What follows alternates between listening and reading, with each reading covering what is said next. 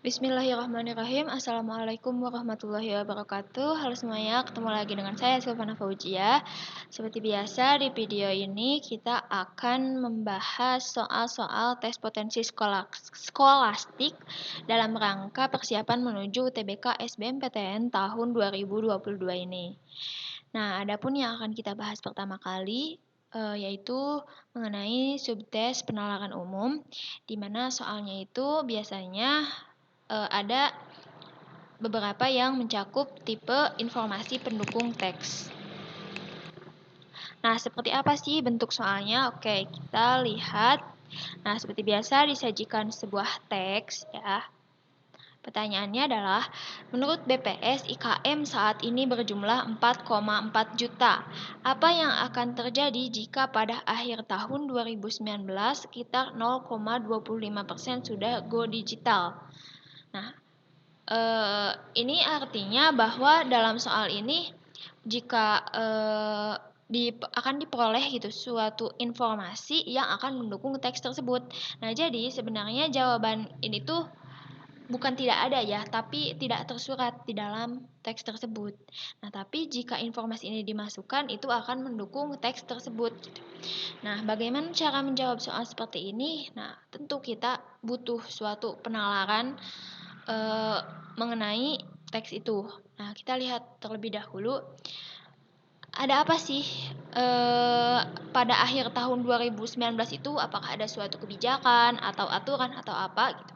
Kita lihat di teks ini tentu pastinya ada suatu informasi yang termuat di dalam teks tersebut. Nah, kita lihat, kita pindai dari teks ini gitu, yang memuat kalimat pada akhir tahun 2019.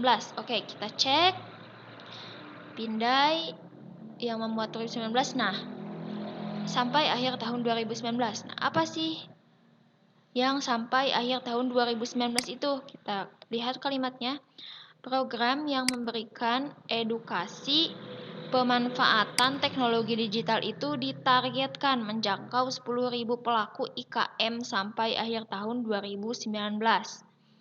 Nah, menurut situasi yang disajikan bahwa IKM saat ini tuh berjumlah 4,4 juta. Nah, apa yang akan terjadi pada akhir tahun 2019 jika 0,25%-nya sudah go digital? Oke, kita lihat terlebih dahulu 0,25% dari 4,4 juta itu kan 1,1 juta ya. Nah, tadi itu targetnya itu pada akhir tahun 2019 itu targetnya adalah 10.000 pelaku IKM. Sedangkan pada saat ini sudah mencapai 1,1 juta yang sudah go digital. Nah, artinya bahwa target ini tuh tercapai kan karena sudah lebih dari 10.000 pelaku IKM. Nah, mana sih jawaban yang tepat? Target. Nah, yang mengandung kata target itu yang C ya. Apakah benar program yang dimaksud adalah program E-Smart? Oke, kita lihat. Nah, pada kalimat sebelumnya itu ada kalimat Kementerian Perindustrian telah menjalankan program E-Smart. Artinya kalimat yang mendukung ini tuh nih, yang kalimat program yang memberikan edukasi pemanfaatan teknologi digital itu. Nah, kata itu mencakup apa ya? Bukan mencakup, merujuk ini program E-Smart. Jadi yang dimaksud program di sini adalah program E-Smart. Nah, artinya bahwa jawaban yang tepat adalah yang C, yaitu merapainya. Merapainya itu sama dengan artinya mencapai. Mencapainya target program E-Smart. Jadi jawaban yang tepat adalah yang C. Nah, jadi di sini kita benar-benar memerlukan suatu penalaran. Memang di sini tidak, di teks ini tidak disediakan ya informasi bahwa jika sudah mencapai 0,25% dari 4,4 juta itu artinya sudah mencapai target program E-Smart. Tidak, tapi di sini ada informasi bahwa jika program tersebut ditargetkan untuk menjangkau 10.000 pelaku IKM pada akhir tahun 2019. Nah, dengan informasi tersebut, jika ada suatu kondisi yang mendukung, nah itu bisa jadi memenuhi target atau tidak memenuhi target. Jadi kita harus bisa menalar berdasarkan informasi yang disediakan. Oke, kita lihat soal selanjutnya. Masih dengan teks yang sama, pertanyaannya adalah apa yang bukan menjadi tujuan dari program eSmart? Tujuan ya. Kita lihat kira-kira yang menjadi tujuannya, yang bukan menjadi tujuannya apa saja. Go digital. Oke, kita lihat mana kalimat yang mengandung go digital. Adakah kalimat yang mengandung go digital? Nah, kita lihat di sini sebentar. Aduh, mana ini? Nah, kalimat go digital. Sejak Januari 2017 lalu, eSmart menyiapkan IKM nasional bisa go digital. Ini artinya merupakan tujuan ya. Tujuan dari program eSmart tersebut yaitu menuju go digital. Artinya ini bukan jawaban. Partnership dengan Alibaba.com. Oke, kita lihat. Nah, ada di sini. Selanjutnya, program eSmart IKM bakal memberikan pelaku usaha kesempatan untuk kerjasama dengan ATT Group selaku Authorized Global Partner Alibaba.com di Indonesia. Nah, apakah ini merupakan tujuan? Sepertinya ya, kalau kita lihat dari kalimatnya nih, bakal memberikan. Ini berarti bukan sebuah tujuan ya, bakal memberikan pelaku usaha kesempatan. Itu seperti sebuah keuntungan atau apa ya. Jadi ketika dilaksanakannya program eSmart itu kayak program gitu, programnya itu bakal memberikan pelaku usaha kesempatan untuk kerjasama dengan Alibaba.com gitu, atau partnership dengan Alibaba.com. Jadi kesannya itu bukan sebuah tujuan, tapi sesuatu yang akan diberikan dengan adanya program eSmart. Jadi ini kemungkinan bisa jadi jawabannya ya. Kita lihat. Selanjutnya, mendongkrak daya saing di kancah global. Mendongkrak daya saing di kancah global. Dia menjelaskan IKM sangat penting untuk mendongkrak daya saing di kancah global. Peningkatan daya saing IKM lokal juga menjadi prioritas dalam peta jalan Making Indonesia 4.0. Nah, sepertinya ini merupakan tujuan ya. Karena kalau kita lihat nih, IKM itu penting untuk mendongkrak daya saing di kancah global. Ya, artinya program eSmart ini juga tentu bertujuan untuk mendongkrak daya saing di kancah global tersebut. Artinya ini juga merupakan tujuan. Ini bukan jawaban. Lalu, mengejar tren transaksi online. Tren transaksi online dalam situs jual beli. Gati berharap program eSmart IKM akan memacu para pelaku usaha supaya tidak tertinggal dalam tren transaksi online dalam situs jual beli. Nah, di sini berharap program eSmart IKM akan, ini berarti merupakan tujuan ya. Lalu yang terakhir adalah memberikan pelatihan. Nah, kita lihat di kalimat mana tadi? Nah, kerjasama juga meliputi pelatihan pemasaran online. Nah, ini juga merupakan tujuan dari adanya program eSmart tersebut. Itu akan diadakannya pelatihan gitu bagi pelaku usaha tersebut. Nah, jadi jawaban yang paling tepat yang bukan merupakan program tujuan eSmart adalah partnership dengan Alibaba.com. Karena ini terkesan seperti sesuatu yang akan diberikan dengan adanya program eSmart untuk pelaku usaha tersebut gitu. Next, yang selanjutnya kita bahas yaitu subtes pengetahuan kuantitatif. Nah, di sini yang akan kita bahas adalah pernyataan 1, 2, 3, 4 tipe pertama. Nah, contoh soalnya itu seperti ini. Disajikan dua buah kondisi ya, di mana A merupakan bilangan ganjil dan B merupakan bilangan genap. Manakah dari keempat pernyataan berikut yang bernilai benar? Kita akan mencari pernyataan yang bernilai benar. Nah, tipsnya kita kalau dilihat dari jawabannya nih, kita harus mencari kebenaran untuk option pernyataan 1 terlebih dahulu ya. Nah, yang ini. Kita lihat. Tadi A itu ganjil. Bilangan ganjil dikuadratkan itu akan menghasilkan bilangan ganjil.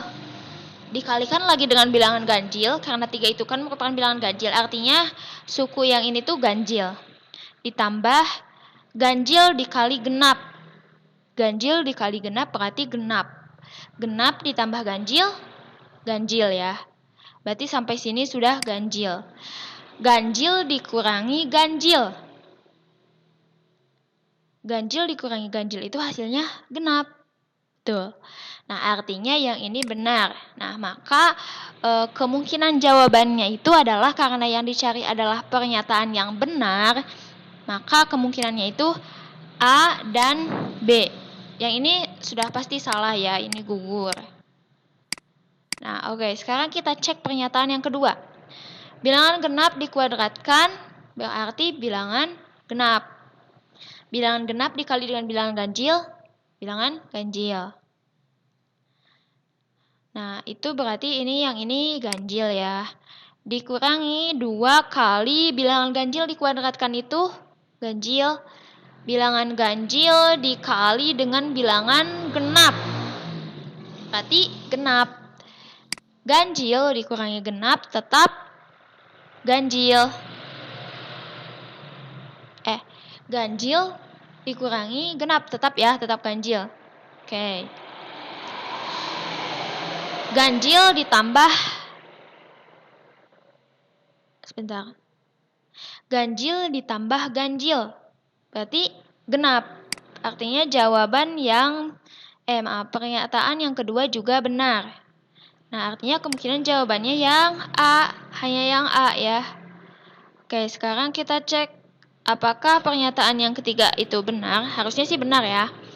Karena option yang paling memungkinkan itu hanya yang A. Ganjil dikali genap kuadrat. Berarti ganjil. Dikurangi ganjil kali genap itu genap. Ganjil dikurangi genap, ganjil ditambah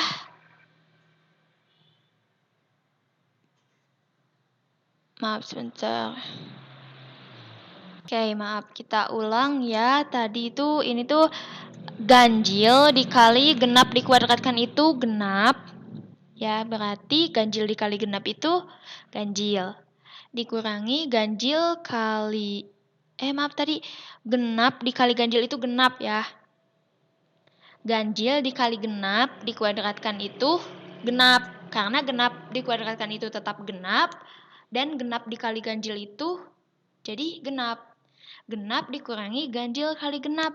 Ganjil kali genap itu kan pastinya genap ya. Berarti genap dikurangi genap itu tetap genap.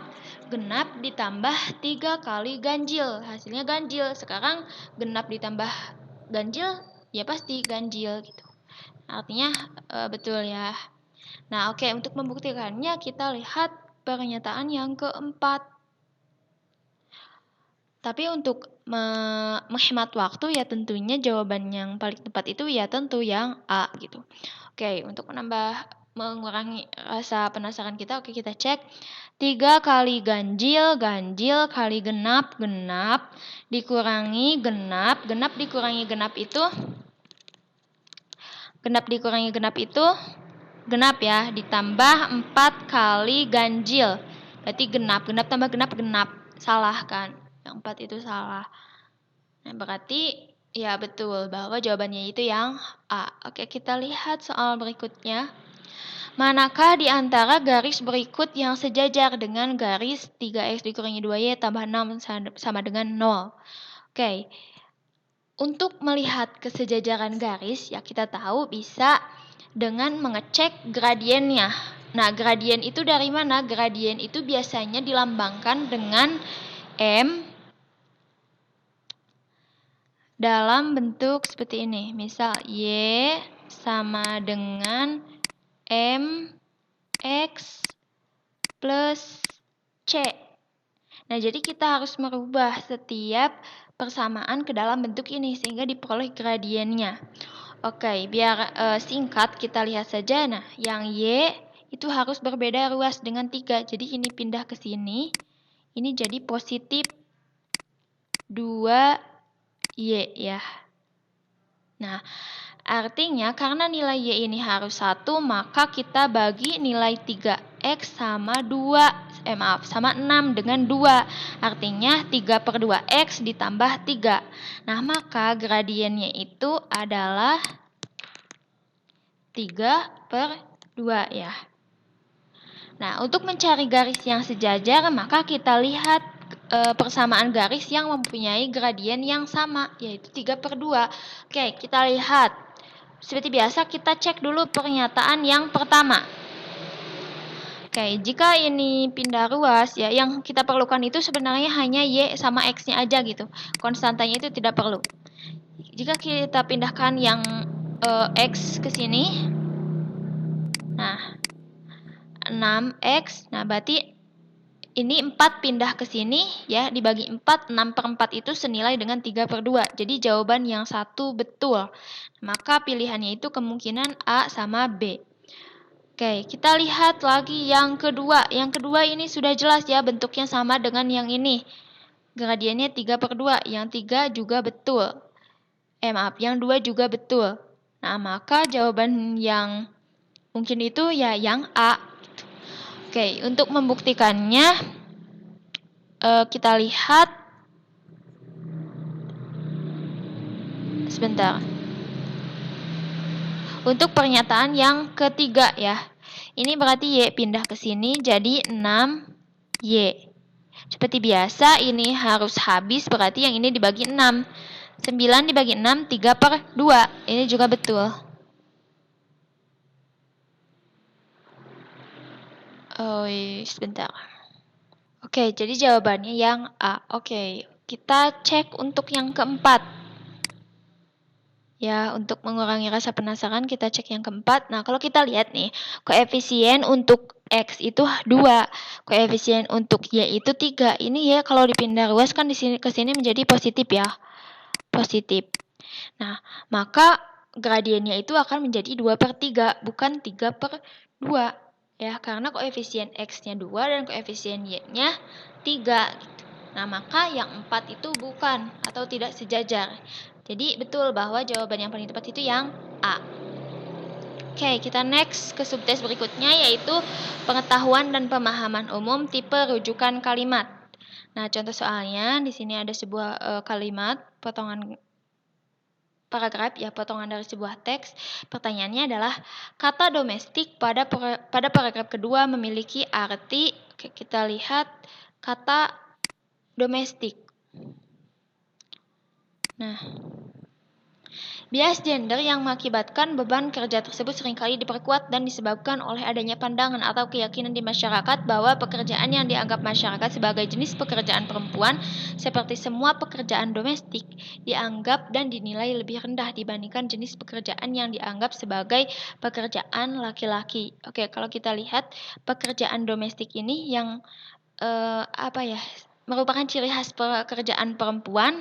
Nah, itu yaitu berhubungan dengan mengenai rumah tangga atau pekerjaan rumah tangga gitu. Jadi kata domestik di sini yang paling tepat itu adalah yang berkaitan dengan pekerjaan rumah tangga. Dan kalau kita lihat juga di kalimat sebelumnya, mana ya? Adanya anggapan bahwa kaum perempuan memiliki sifat melihara dan rajin serta tidak cocok untuk menjadi kepala rumah tangga berakibat bahwa semua pekerjaan domestik rumah tangga menjadi tanggung jawab kaum perempuan. Nah, artinya domestik di sini maksudnya adalah mengenai rumah tangga. Nah, jadi untuk mengetahui rujukan kata domestik ini kita harus kalau misalkan masih belum ada di paragraf tersebut, kita cek paragraf sebelumnya gitu. Jadi yang dibahas ini tuh apa sih maksudnya gitu. Oke, selanjutnya. Sini kata kader. Pemuda-pemuda komunis yang ada waktu itu tidak berpikir dan bertindak sebagai seorang kader komunis. Sebagai kader komunis, mereka harus segera membangunkan organisasi-organisasi komunis dan kemudian mengarahkan semangat rakyat yang sedang mendidih. Nah, artinya kata kader ini mana sih yang arti yang tepat gitu? Apakah perwira atau bintara dalam ketentaraan? Bukan ya, karena di sini itu lebih ke sebuah organisasi komunis nih. Orang yang memiliki semangat luar biasa belum cocok. Orang yang akan bertugas dalam kegiatan penyuluhan keluarga berencana tentu tidak cocok. Orang yang diharapkan akan memegang peranan penting, nah ini sepertinya ya masuk. Orang yang membantu pelaksanaan kegiatan partai ini kurang cocok. Yang paling cocok itu yang ini, orang yang diharapkan akan memegang peranan penting. Nah, kalau kita lihat nih di sini, pemuda-pemuda komunis yang ada waktu itu tidak berpikir dan bertindak sebagai seorang kader komunis. Artinya kader itu jadi seseorang yang mengemban harapan dari anggota lainnya yang diharapkan dapat memegang peranan penting untuk organisasi komunis tersebut. Jadi jawaban yang paling tepat adalah yang D. Nah, sepertinya kita sudah sampai di penghujung pembahasan ya untuk pembahasan subtes pemahaman bacaan dan menulis akan dibahas di video yang berbeda. Karena sepertinya kita harus membahas terlebih dahulu tentang aturan PUEB yang biasanya cukup penting gitu dalam menjawab soal-soal dalam subtes pemahaman bacaan dan menulis tersebut.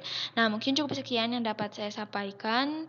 Semoga video ini bermanfaat untuk teman-teman semua. Semangat terus untuk belajarnya, semangat untuk menghadapi UTBK SBMPTN. Semoga teman-teman semua dapat mengerjakannya dengan baik dan lulus seperti yang diharapkan oleh teman-teman semua. Semangat semuanya. Wassalamualaikum warahmatullahi wabarakatuh.